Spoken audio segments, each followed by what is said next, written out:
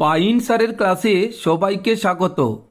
বিভিন্ন প্রতিযোগিতামূলক পরীক্ষার জন্য ভারতের ইতিহাস থেকে যেসব প্রশ্ন এসে থাকে সেরকম গুরুত্বপূর্ণ 100টি প্রশ্ন এখানে আছে।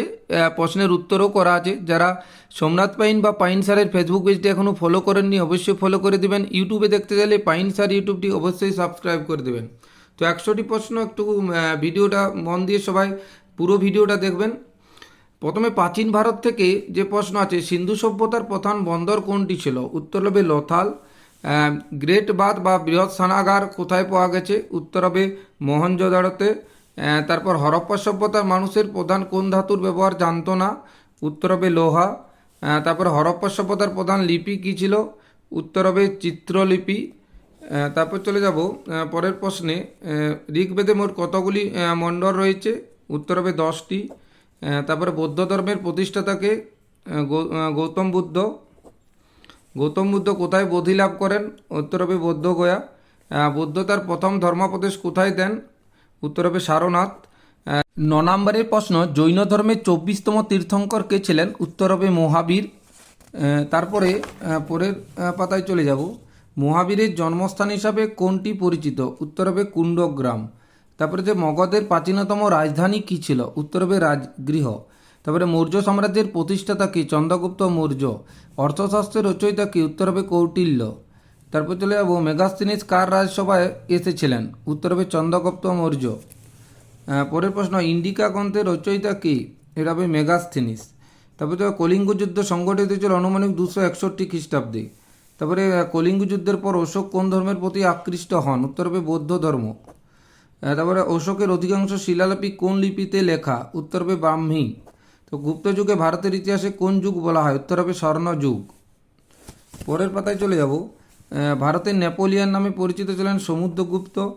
প্রয়াগ প্রশস্তি কার সম্পর্কে গুরুত্বপূর্ণ তথ্য দেয়? উত্তর হবে সমুদ্রগুপ্ত। নালন্দা বিশ্ববিদ্যালয় কোন রাজবংশের সময় বিশেষ খ্যাতি লাভ করে? উত্তর হবে গুপ্ত। ফাহিয়েন ভারতে এসেছিলেন কার রাজত্বকালে? উত্তর হবে চন্দ্রগুপ্ত দ্বিতীয়। হিয়ংসাং ভারতে এসেছিলেন কার আমলে? হর্ষবর্ধনের আমলে। তারপরে প্রশ্ন, অভিজ্ঞান শকুন্তলমের রচয়িতাকে? উত্তর হবে কালিদাস। খুব গুরুত্বপূর্ণ প্রশ্ন, সাতবাহনদের প্রধান শাসক গোষ্ঠী কোন অঞ্চলে শক্তিশালী ছিল? দাক্ষিণাত্য অঞ্চলে। কনিষ্ক কোন রাজবংশের শাসক ছিলেন? উত্তর হবে কুষাণ। চতুর্থ বৌদ্ধ সঙ্গীত কার সময় অনুষ্ঠিত হয়? উত্তর হবে অশোক। সাঁচি স্তূপের সঙ্গে কোন শাসকের নাম জড়িত? উত্তর হবে অশোক। পরের পাতায় চলে যাব।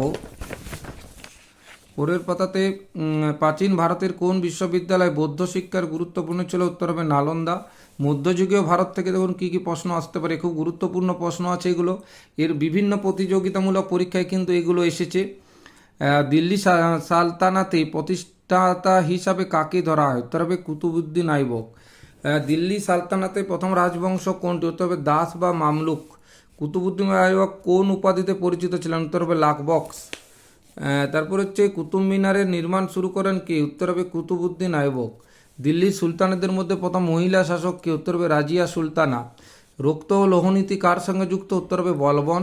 বাজার নিয়ন্ত্রণ ব্যবস্থা প্রবর্তন করেন কে? আলাউদ্দিন খলজি। আলাউদ্দিন খলজির বাজার নিয়ন্ত্রণের অন্যতম উদ্দেশ্য কী ছিল? সৈন্যদের কম বেতন বজায় রাখা। পরের পাতায় চলে যাব। রাজধানী দিল্লি থেকে দৌলতাবাদে স্থানান্তরের চেষ্টা করেন কি? মোহাম্মদ বিন তুগলক। টোকেন মুদ্রা চালুর চেষ্টা করেন কে? উত্তর হবে মোহাম্মদ বিন তুগলক। বিজয়নগর সাম্রাজ্যের প্রতিষ্ঠাতা কত সালে? 1336। বিজয়নগর সাম্রাজ্যের প্রতিষ্ঠাতাদের মধ্যে কে ছিলেন? হরিহর বুক্ক। বিজয়নগরের বিখ্যাত শাসক কে ছিলেন? কৃষ্ণদেব রায়। তারপর আমুক্তমাল্যদা গ্রন্থের রচয়িতা কি? খুব ইম্পর্টেন্ট কোশ্চেন, কৃষ্ণদেব রায়।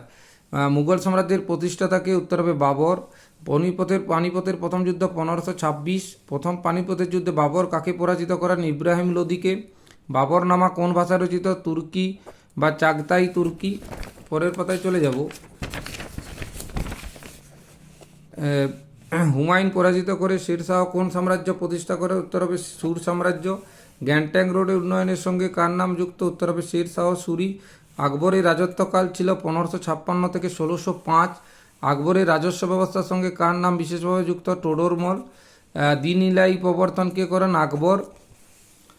তারপর হচ্ছে আকবরনামা রচয়িতা কে? উত্তর হবে আবুল ফজল। জাহাঙ্গীরের আত্মজীবনীর নাম কি? তুজুকি জাহাঙ্গীরি। তাজমহল নির্মাণ করেন কে? শাহজাহান। তাজমহল কোথায় অবস্থিত? উত্তর হবে আগ্রা।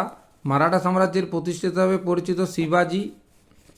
পরের পাতায় শিবাজির মন্ত্রিসভা অষ্টপ্রধান নামে পরিচিত ছিলেন, এটা কি সত্য না অসত্য? মিথ্যা হবে, সত্য।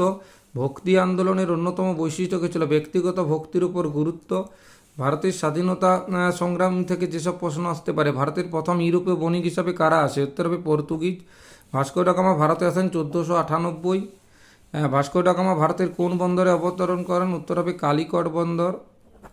ইস্ট ইন্ডিয়া কোম্পানি প্রতিষ্ঠিত হয় 1600 সালে। পলাশি যুদ্ধ হয়েছিল 1757।